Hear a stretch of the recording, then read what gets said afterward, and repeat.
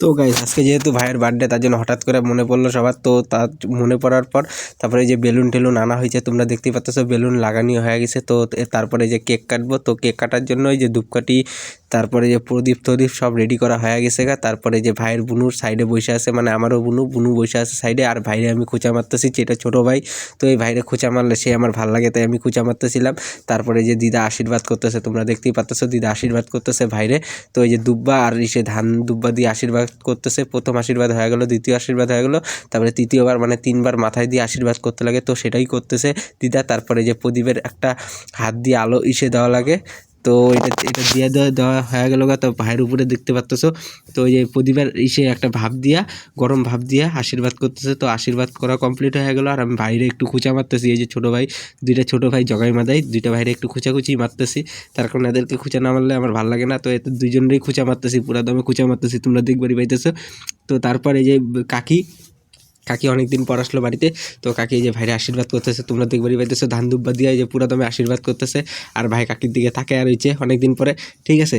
তো এই যে কাকি আশীর্বাদ করা শেষ হয়ে গেল, আর দিদা যে প্রদীপটা ভালো মতন জ্বলাই দিতেছে, আর প্রদীপের থেকে আগুন নিয়ে ওই যে মোমবাতি ধরাই দিতেছে, যেহেতু সে মোমবাতি ধরানি হয় নাই গে। তারপরে যে কাকু আসলো, কাকু অনেকক্ষণ পরে আসলো, কাকু বোধহয় বাজার গেছিলো, তাই বাজার থেকে আসলো।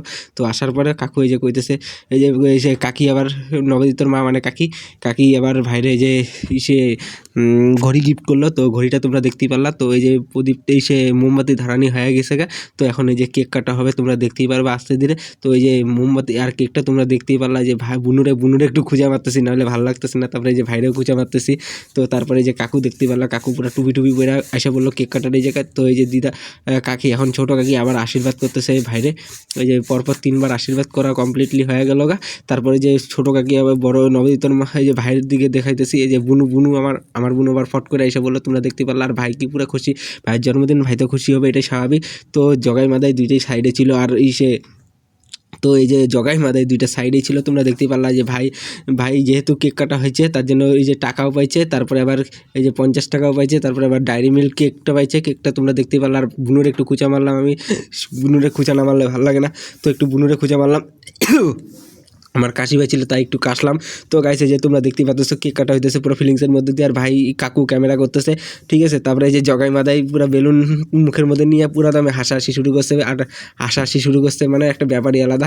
তো এই যে তারপরে দিদা ওই যে প্রদীপটা নিয়ে গেল গা, প্রদীপ যেটার মধ্যে ছিল প্রদীপ, আর সে আশীর্বাদের যে প্লেটটা ছিল ধান দুব্বার, ওইটা নিয়ে গেল গা। তারপরে এই যে বেলুন এখন আমি ফাটামু, তোমরা দেখবারই পাইতেছো, এই যে ফাটাইতেছি বেলুন, পুরো ফিলিংসের মধ্যে দিয়ে বেলুন ফাটাইতেছি, মানে একটা মজাই আলাদা। আর ভাইরে একটু খুঁচা মারতেছি, ভাইরে খুঁচা না মারলে আমার ভালো লাগে না। তো এই যে বাইরে পুরো ফিলিংসের মধ্যে খুঁচা মারতেছি, ভাই আমার দিকে দুইটা বড় বড় চোখ করে তাকায় আছে, আর বাইরে বেশি করে খুঁচা মারতেছি, যেই আমার দিকে তাকায় রয়েছে আমি আরও বেশি করে ভাইয়ের দিকে খুঁচা মারতেছি। আর বাইরে খুঁচা মারলে ভালোই লাগে, তার জন্য বাইরে খুঁচা মারতেছি। আর তোমরা Happy birthday to you! Happy birthday to you! Happy birthday to you!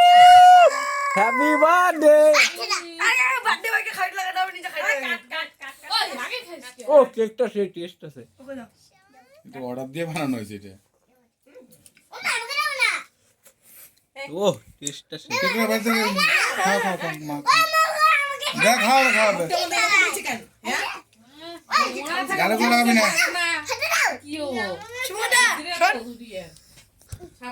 আরে আমারে লাগে আরে লাগাই লাগাবি। তো কেক কাটার পর যেহেতু কেকটা খাওয়া হবে, তো ভাই যে নিয়ে খাইতেছে, আর ভাইয়ের মুখের ডিজাইনটা কি করছে, পুরো ভিরিঙ্গি শুরু করে দিচ্ছে ভাই, তোমরা দেখবারই পাইতেছো। তো ভিরিঙ্গির মধ্যে দিয়ে ভাই দুইটা বড় বড় চোখ করছে, আর ভাইরে আমি খুঁচা মারতেছি, কেক খাইতেছে, কেক কাটার সময়, কেক খাওয়ার সময় ভিরিঙ্গি গিফট আনি নাই তো, টাকা আনি নাই তো, আরে দিবনি পরে গিফট হয় না, বাকি গিফট হয় না। একটা বোতল এটা দিবনি, তাহলে হবে, ওরা একটা বোতল এটা দিবনি। হ্যাঁ